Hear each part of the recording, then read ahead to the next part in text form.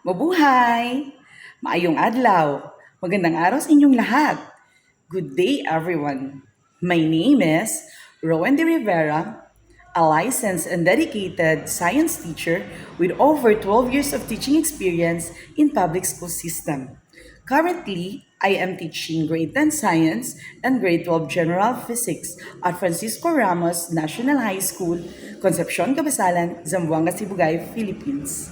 I hold a bachelor's degree of secondary education, major in physical science, and have completed 30 units of graduate studies in educational management, which reflects my commitment to continuous professional growth and leadership development. Throughout my teaching career, I embrace innovative and student centered approaches, integrating it with inquiry based learning, real application, and differentiated instruction, which caters the diverse needs of students. In addition to my work in secondary education, I also serve as a part time visiting lecturer of Zamboanga Peninsula Polytechnic State University teaching physics. This experience enables me to engage learners with different academic level and enhance my teaching styles.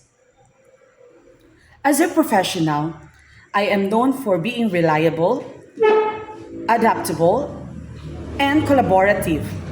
I value teamwork and open communication and contributing meaningful contribution in different learning community that I am part of.